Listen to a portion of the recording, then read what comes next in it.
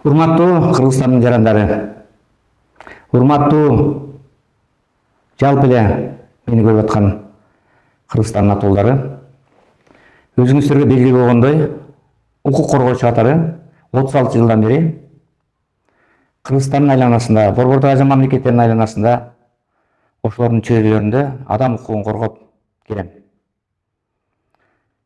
Мына ушундай жылдардын аралыгында, ушундай 36 жылдын аралыгында аябагандай оор окуялар менин башыман өттү. Өзүңүздөргө белгилүү болгондой, ушул кээ бир жарандарыбыз 15 жыл, 20 жыл, 10 жыл соттордо иши болуп, соттошуп, иши ушул убакка чейин бүтпөй, тагдыры сынып, үй бүлөдөн ажырап, кыйынчылык көрүп, өтө оор абалга түшүп болгон учурлар менин башыман өттү. Кээ бир жарандардын азыр да башынан өтүп атат да. Мына ошондой бир окуяга, ошондой бир кылмыш ишине токтолууга туура келди. Анткени өзүңүздөр билесиздер, мына жакында эле Кыргыз Республикасынын президенти Садыр Жапаров дагы, Жогорку соттун төрагасы Медербек Сатыев дагы, вице-премьер-министр Камчыбек Ташиев дагы жалпы Кыргызстандыктарга кайрылып, эгерде жергиликтүү соттор, айрыкча Жогорку соттун судьялары эгер туура эмес иштерди жасап атса, мыйзамсыз чечимдерди кабыл алса, алар тууралуу бизге ачык далилдерди бергиле, фактыларды айткыла, бизге жеткиргиле, биз тиешелүү чараларды көрөбүз деп айтканым бар да жакында. Ошон үчүн мен укук коргоочу катары президентке жана анын командасына, аты аталган командасына кайрылып, бир Жогорку соттун 3 судьясынын мыйзамсыз ишине токтолоюн деп чечтим. Бул эле мыйзамсыз иш эмес, ал өтө чоң мыйзамсыз иш. Ал үчүн ошо 3 судья кызматтан эле кетиптин болбостон иш козголуп, алардын бардыгы сот жообуна тартылыш керек. Судьялардын өздөрү тартылыш керек. Мына ушуга кайрылып кетүүгө туура келди. Мына ушул фактыга кайрылып кетейин деп чечтим. Өзүңөргө белгилүү, 2010 жылы апрелде элдик революция болду. Жер жерлердин бардыгында башаламандыктар болду, ак үй талкаланды. Ак үйдү басып алгандарды көргөндөр жергиликтүү администрацияларды басып алып атышты. Кээ бир бай адамдардын, кээ бир колунда бар адамдардын мүлкүн басып алган учурлар пайда болду. Кыскасы, убактылуу өкмөттүн убагында башаламандык аябагандай чоң бийик деңгээлге жеткен да. Ошон үчүн мен 2010 баштап 2020 жылга чейин иш болбой жаткандыктан, башаламандык болуп аткандыктан, өлкөдө бийлик жок болгондуктан, же президенттик эмес, же парламенттик эмес бийлик болгондуктан мен ошо азыркы Садыр Жапаров башында турган бийликти колдоп, коалициясын иштеп бергенге бүт катуу аракетимди көргөм. Мына ошондой башаламандык болуп аткан маалда 2010 жылы апрель айында Балкычы шаарына Черкеева Айшагүл деген Кыргызстандын жараны өзүнүн тарапташтары менен бирге Кыргызстанга белгилүү инсан, ветеринария илимдеринин кандидаты, эмгек сиңирген ветеринардык врач Мусакунов Капар мырзанын үй мүлкүнө кол салышып, анын соода түйүндөрүн, Балкычы шаарындагы соода түйүндөрүн басып алышып, аларды таш менен ургулап, ташбаранга алып, өрттөп, аябагандай катуу залал келтирген.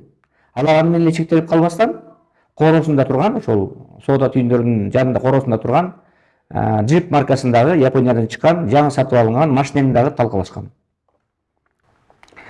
Мусакуновдун үй бүлөсү 4 жылга чукул сотторго кайрыла албай, ар жерде пикет болуп, башаламандыктар болуп, мыйзам иштебей, ошентип азаптанып жүрүшүп, акыры 2014 жылы Черкеевалардын кетирген чыгымын төлөтүп алуу боюнча сотко кайрылып, 2014 жылы Ысык көл райондук соту, 2014 жылы Ысык көл облустук соту чечим чыгарып, аны Жогорку сотто колдоп, акыры Черкеева Айшагүл баштаган топ күнөөлүү деп табылып, 5 жылга кесилип, анын ичинен 1 жылга сыноо мөөнөтү менен кесилген. Мына ошентип алардын Мусакуновдун чыгымын төлөтүп алуу боюнча иштер жүргөн. Ал эми Черкеева Айшагүл төлөөдөн баш тарткан, мен төлөй албайм деп баш тарткан. Анан Раматылык Мусакунов Капар мырза Айша үйүнүн, Чиркей Айша үйүнүн Соңкөл, Балыкчы шаарынын Соңкөл микрорайонунда бир квартирасы бар экенин билип, сотко кайрылган. Ошо квартирасын сатып, анан мага акчасын берсин деп. Анан Балыкчы шаардык соту ал кезде ошо төрагасы Замирбек Базарбеков мырза болгон. Замирбек Базарбеков кийин Садыр Жапаров келгенде жогорку соттун төрагасы болуп шайланды, адвокаты болгон президенттин. Ал жакшы иштеп кетти ал киши. Ошо Замирбек мырза чечим чыгарып, ошол жанагы Айша Чиркееванын Балыкчы шаарындагы Соңкөл микрорайонундагы квартирасын саттырып, анан ошонун акчасын баягы келтирилген зыянды калыбына келтирүү боюнча, карыздан кутулуу боюнча, Мусакуновго төлөп берүү боюнча чечим чыгарган. Чиркеев Айша буга каршы болгон эмес, макул болгон. Макулмун, мен башка акчам жок, ушу квартирамды сатып берем деп колунан кагаз берген. Анын баардыгы гос реестрде катталган. Жогорку соттун да чечими чыккан, буга квартирасын төлөп, ошону баягы карызды өндүрүү жагына буруу боюнча чечим чыккан. Гос реестр катталган, сот аткаруучу болсо ошону ишке ашыра баштаган да. Анан ал 2021-жылы катуу оорудан, жүрөк оорудан Мусакунов каза болот. Каза болот. Үй бүлөсү катуу трагедияга кабылып, бир топ убакытка эсине келе алышпай жүрүшөт. Анан бир күнү апасы мага арыз менен кайрылган Мусакунова эжекебиз, апасы баласына айтат, барып карап келгилечи, квартира эмне болот деп. Бизге берүүчү квартира эмне берилет экен деп суранат да. Анан ошондо баласы барып караса, ал квартира магазин болуп иштеп калыптыр. Башка бирөөлөр иштетип атыптыр.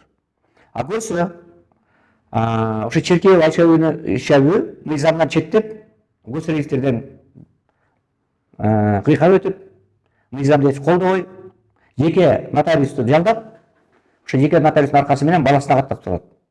Ал негизи жеке нотариустар бир мүлктү катташ үчүн караш керек. Ошо мыйзамдуу, мыйзамсызбы, ал соттун чечиминде турбайбы, арестте турбайбы деп ошонун баарын караш керек эле. Ал эми жеке нотариус аны караган эмес, каттап салган да. Өзүнүн баласына каттап салган. А баласы болсо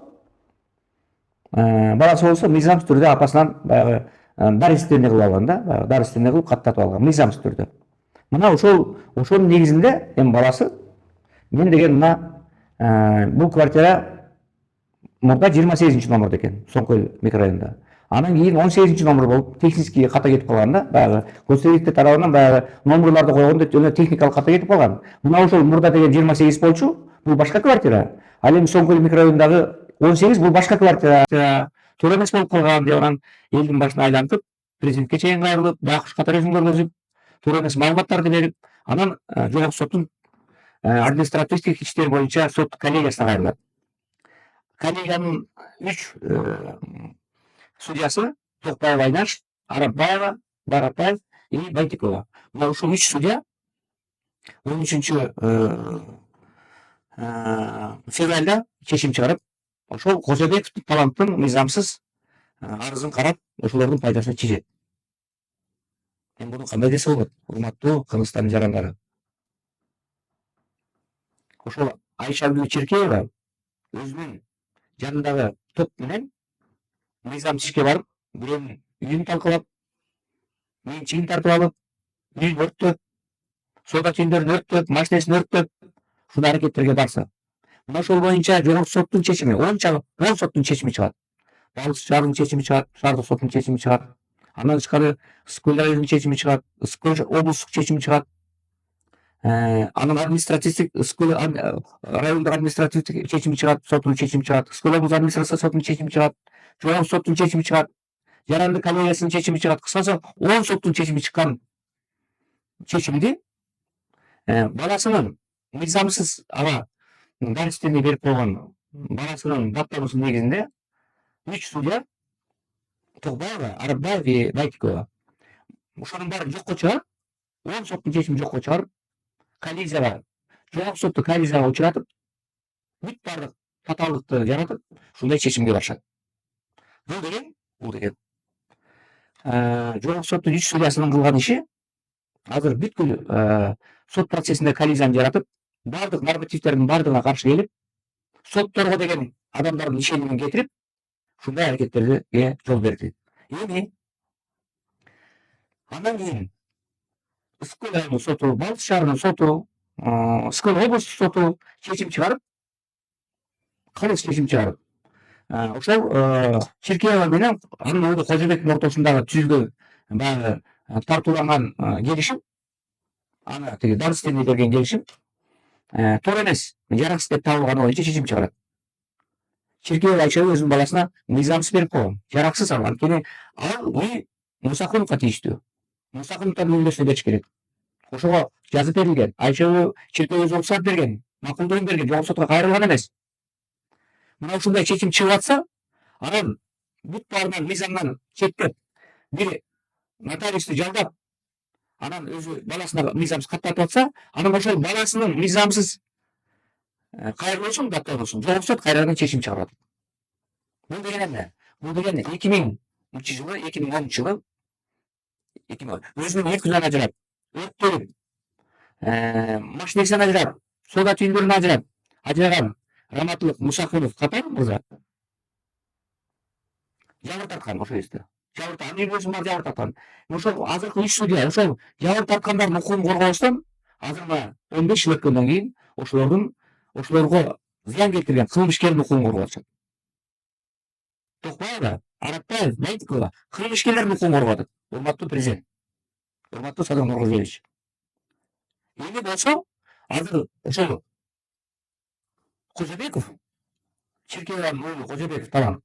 Эми ошол жанагы Балык шаарынын сотунун, Үскөл райондук сотунун чечимин жараксыз деп табылган, атасы менен түзүлгөн келишим жараксыз деп табылган чечимин кайрадан доо арыз жазып, Кыргыз Республикасынын жогорку сотунун жарандык коллегиясына кайрылып атат.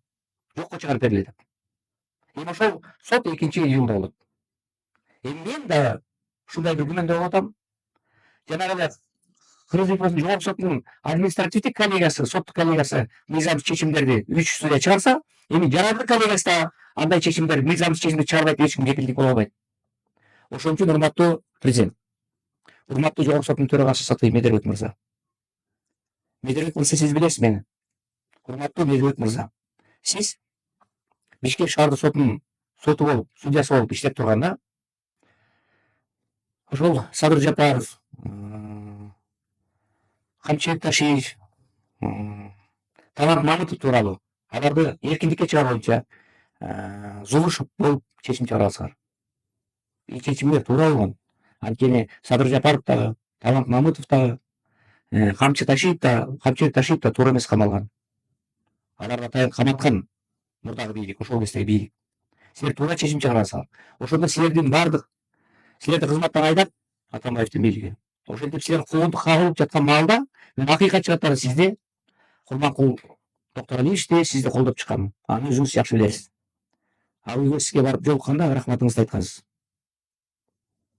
Эми сиз азыр жогорку соттун судьясы болуп турасыз. Президентибиз болсо Садыр Нуркожоевич азыр президент болуп турат.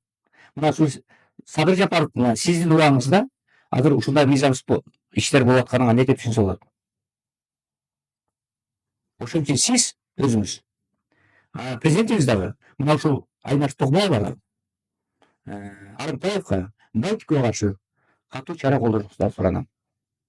Ал эми 2-июлда боло турган жогорку соттун жарандык коллегиясынын чечимине карата, алардын ишине карата өзүңүздөр баа бересиздер.